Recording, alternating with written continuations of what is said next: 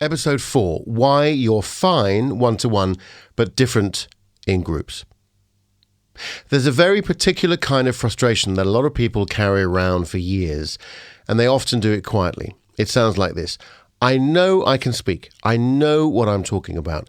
I'm absolutely fine in a normal conversation. But put me in a meeting, a panel, a group call, a boardroom, or any room where it matters, and suddenly I'm different. My voice changes, my pace changes, my breathing changes.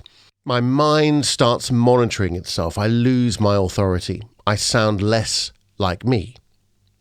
And because it feels inconsistent, people often make the wrong conclusion. They think, maybe I'm not actually confident, or maybe I'm a fraud, or maybe I'm just unreliable under pressure. But the shift I want to make in this episode is this. You're not inconsistent. Your nervous system is responding to context. And this is a very different story. Because one story says there is something wrong with your character. The other says there is something understandable happening in your body. And once you understand that, there is relief in it. There is clarity in it. There is also something else which matters even more. There is a way forward. Because if the problem were that you were simply weak, flaky, or not leadership material, that would be hard to work with. But if the problem is that certain environments change your internal state, then now we are talking about something trainable. And that is where I want to spend our time today. I want to talk about why you can sound calm, witty, and articulate one-to-one, then suddenly lose some of that in a group. I want to talk about visibility, evaluation, status, and the hierarchy effect. I want to talk about why rooms that matter change the voice. And I want to do it in plain English because this does not need to be wrapped up in complicated theory to be useful. Let me start with a picture. Imagine two versions of the same person. Version 1 is having coffee with a colleague, one-to-one, relaxed, warm. The voice is steady. The thoughts come easily. They are expressive. They interrupt naturally, but not rudely. They can disagree without panic, and they sound like themselves. Version 2 is in a leadership meeting with 10 people. There are senior figures in the room. There is a possibility of being challenged. There is some ambiguity around who supports them. There is status in the room. There is a risk in the room. There is visibility in the room.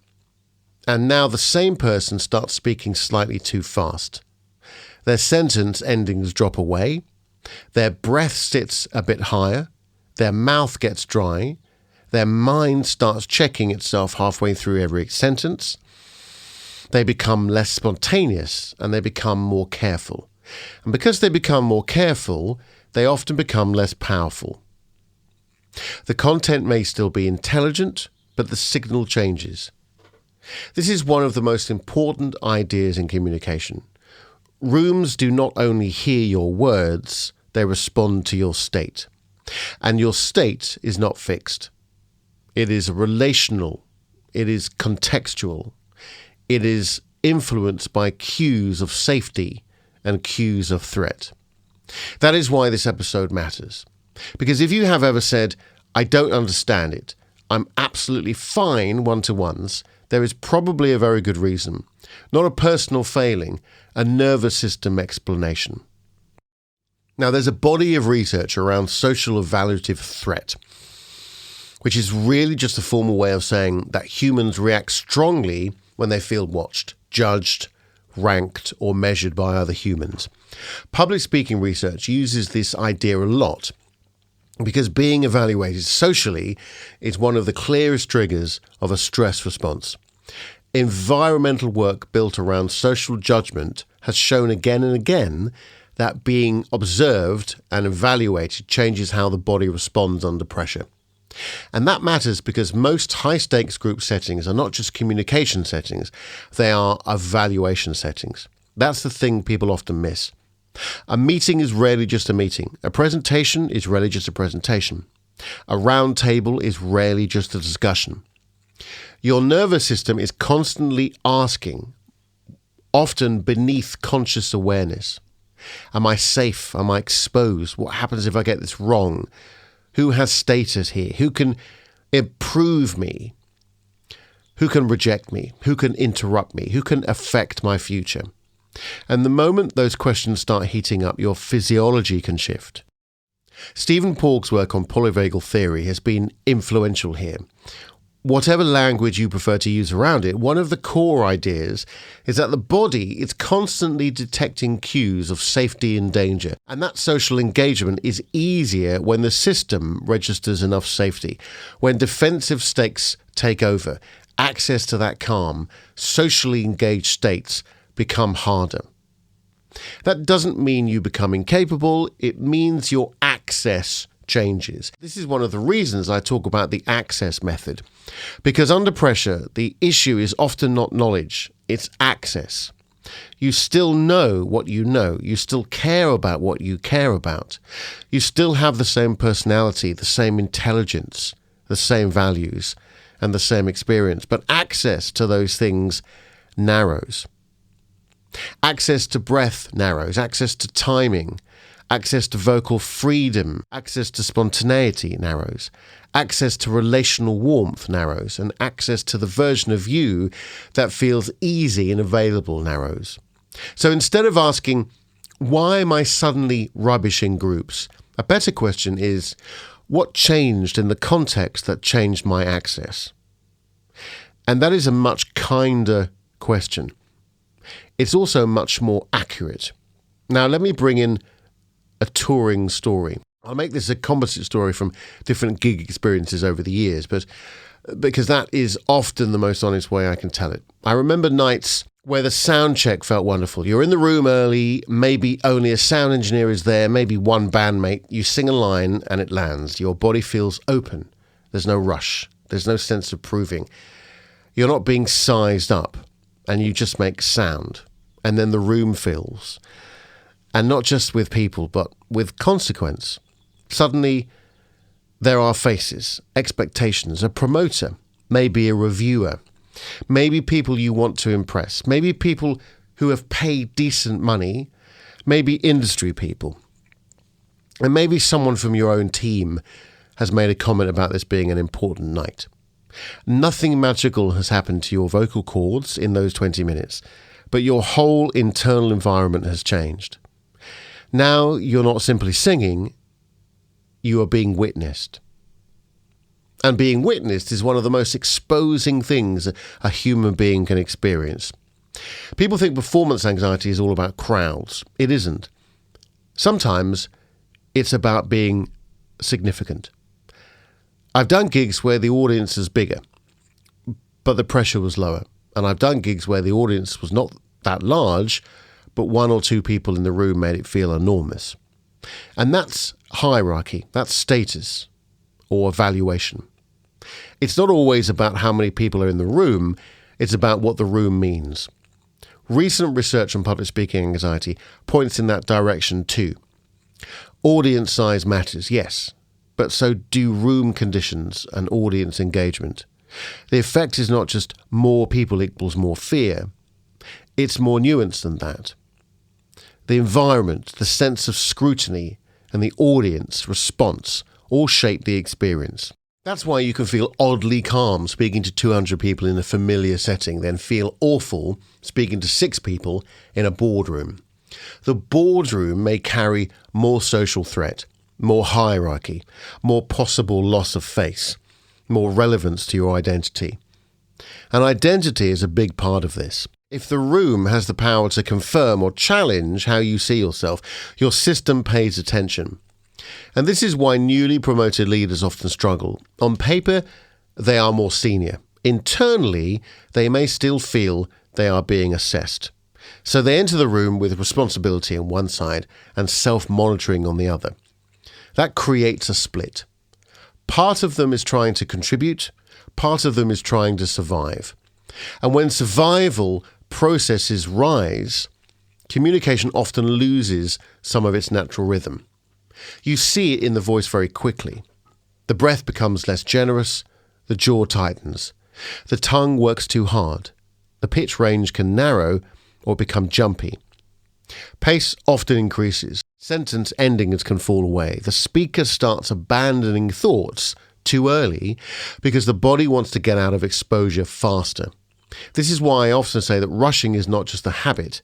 Very often, it's an exit strategy.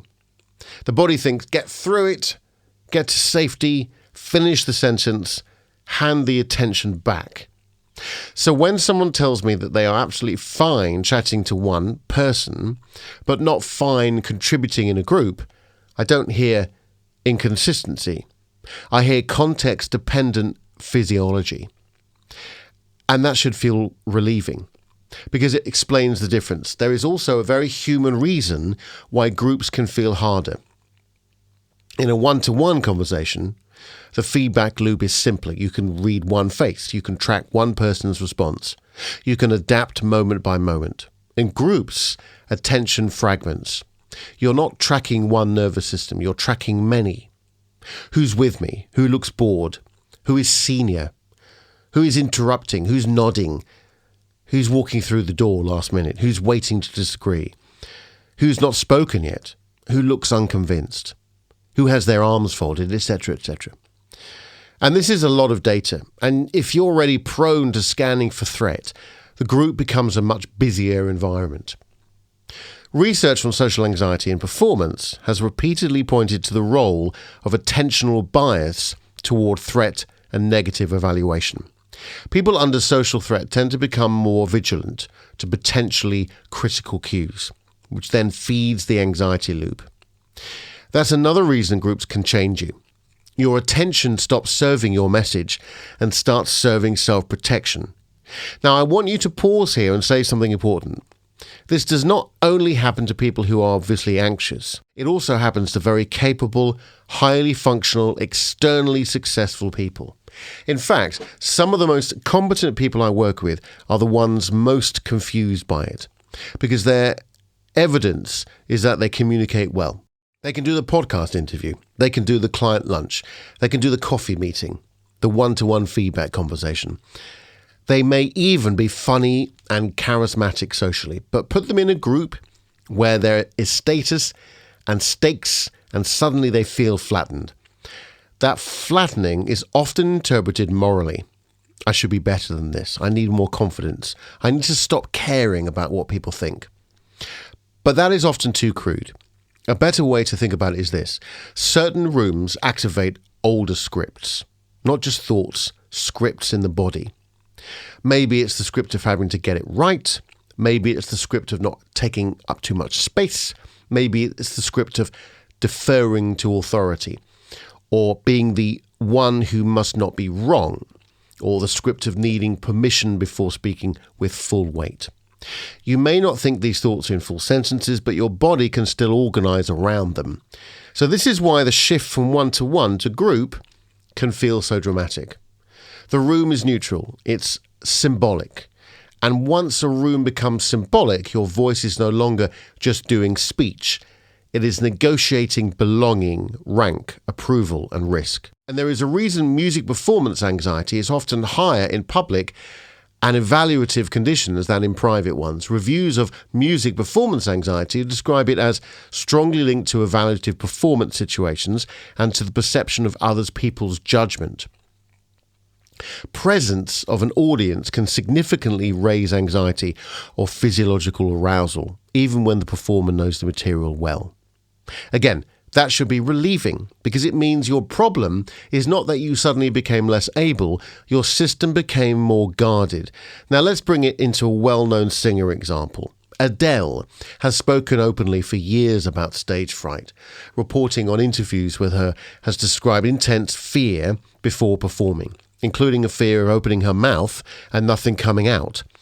And in one interview, her stage fright was described as so severe that she had been physically sick. Now, whatever you think about celebrity examples, I think this is a useful example for one reason. It breaks the myth that talent cancels physiology. It doesn't. Ability and activation can coexist. You can be brilliant and still have a body that interprets visibility as the threat. You can be prepared and still have a nervous system that mobilizes. You can be admired and still feel exposed. That's such an important distinction because many people still secretly believe that confidence means never feeling the shift, and it doesn't. Confidence, at least in the way that I think about it, is not the absence of activation. It's the ability to stay accessible enough to yourself while activated. And that's different. And it brings us back to the access method. The access method is really about helping you recover access to the version of yourself that pressure tries to narrow. Not by pretending the room does not matter, not by telling yourself some cheesy line in the mirror, not by acting more confident than you feel, but by learning how to remain in better contact with breath, sound, pace, intention, and relational presence when the room starts to pull you upward into performance and self-protection. Because that's what's happening in a lot of high-stakes groups. You get pulled upwards. Up into your head, up into your self-conscious, up into image management, up into monitoring, up into control. And when you go too far upward, the voice loses ground, literally and metaphorically. So what helps? First, naming the room accurately helps. Not every difficult room is difficult for the same reason. Sometimes it's difficulty because you care. Sometimes it's difficulty because there is hierarchy. Sometimes it's difficulty because there is unresolved conflict, or you have attached your worth to performing well there, or because the room contains people who remind your body of previous authority figures. If you just label all of that as I'm bad at speaking in groups, you miss the mechanism. Second, reduced shame helps. So the second you understand that context changes state, you stop treating every wobble as a character flaw. And that matters because shame itself is constricting. It tightens the system further. It adds a second problem to the first. And now you're not only activated, you are shamed of being activated. And that makes communication much harder. Third, training under realistic conditions helps. One of the reasons exposure-based approaches work for public speaking anxiety is that they help the body learn that visibility can be survived. Reviews of VR exposure and in vivo exposure show that these approaches can be effective for public speaking anxiety, with virtual reality in many cases showing comparable efficacy to traditional exposure approaches. This is useful because it supports something I say often, which is you do not build steadiness only by understanding, you build it by contact.